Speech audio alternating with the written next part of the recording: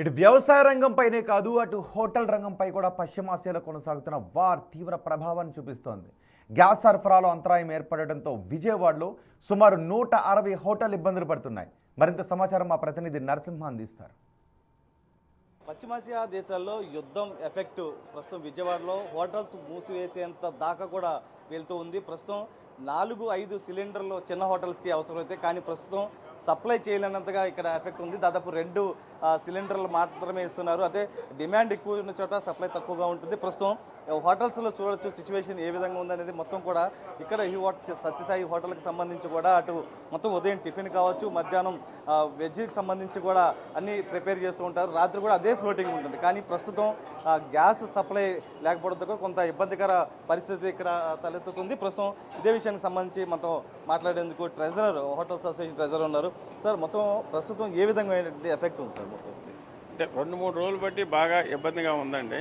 మా gas supply చేసేవాళ్ళు తగ్గించి మిగిలిన వాళ్ళు కూడా ఇవ్వాలని తగ్గించి ఇస్తున్నారండి.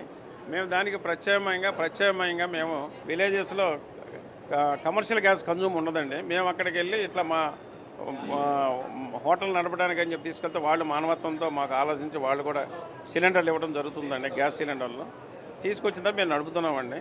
ఇక ముందు అయితే వాళ్ళు కూడా ఇవ్వలేకపోతే మాత్రం పరిశ్రమ దెబ్బతింటుందండి.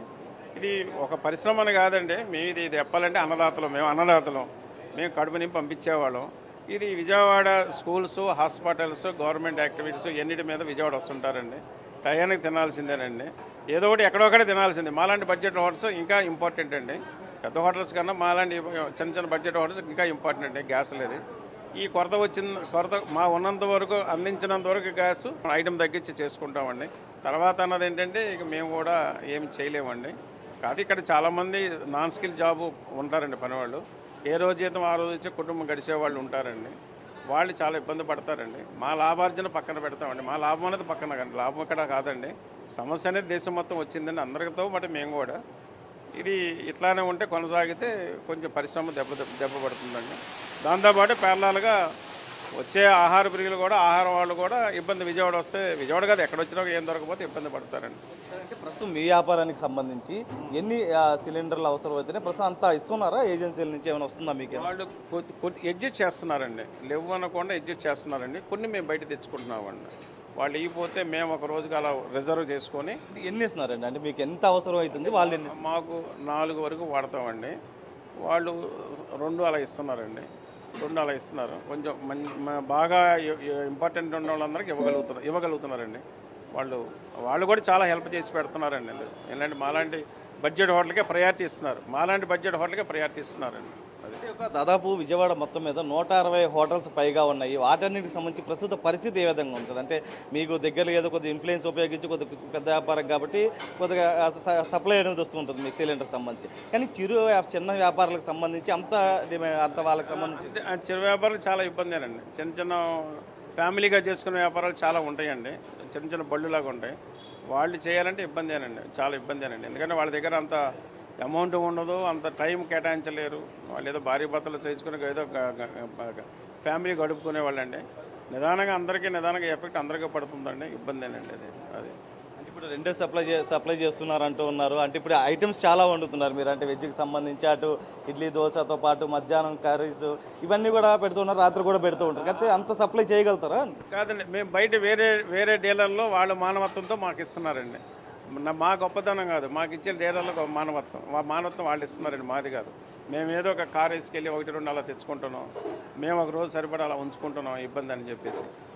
దీని వెనకాల ఇదేనండి రహస్యం.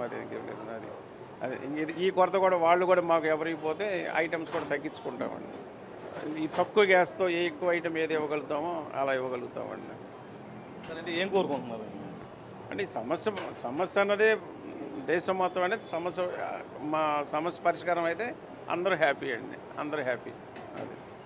అయితే అయితే ప్రస్తుతం ఏదైతే గ్యాస్ ఏజెన్సీలకు సంబంధించి కూడా కమర్షియల్ బళ్ళకు సంబంధించి అక్కడి నుంచి తీసుకొస్తున్న తరుణంలో కూడా రోజుకి ఒక వ్యాపారానికి సంబంధించి ఒక హోటల్ వ్యాపారానికి సంబంధించి 4-5 సిలిండర్లు అవసరం అవుతుంది. కానీ ప్రస్తుతం 2 మాత్రమే సప్లై చేస్తున్నారంటే ప్రస్తుత పరిస్థితి ఏ విధంగా ఉందో అర్థం చేసుకో. కానీ ఇంకా చిన్న వ్యాపారులు ఉన్నారు, వారికి సంబంధించి కూడా ఒక గ్యాస్ మాత్రమే వస్తుంది. వాళ్ళు కూడా సరైనటువంటి వ్యాపారాలు నిర్వహించుకోలేని పరిస్థితి ప్రస్తుతం తలెత్తుంది. మరికొన్ని రోజులు అయితే మాత్రం పరిస్థితి ఇంకా ఏదైతే ఇతర రాష్ట్రాల్లో తలెత్తుతున్నటువంటి ఏదైతే కొన్ని హోటల్స్ మూసివేయడం, దాంతోపాటు మరికొన్ని ఏదైతే టిఫిన్లకు మాత్రమే పరిమితమైన నేపథ్యం ఏదైతే ఉందో ప్రస్తుతం దానికి సంబంధించి అది విజయవాడలో కూడా తలెత్తే అవకాశం అయితే కనిపిస్తుందంటూ కూడా అటు వ్యాపారస్తులు అయితే చెప్తున్నారు. ప్రధానంగా ఒకటే వద్ద దీనికి సంబంధించి కూడా ఏదైతే కొంత గ్యాస్ అనేది ఎక్కడ ఆటంకం కలగకుండా ఎక్కడికక్కడ నిరంతరం సప్లై ఉండే విధంగా కూడా చొరవ తీసుకోవాలంటూ కూడా కోరుతున్నటువంటి పరిస్థితి కనిపిస్తుంది. సాహిత్య నరసింహ, బిగ్ టీవీ, విజయవాడ.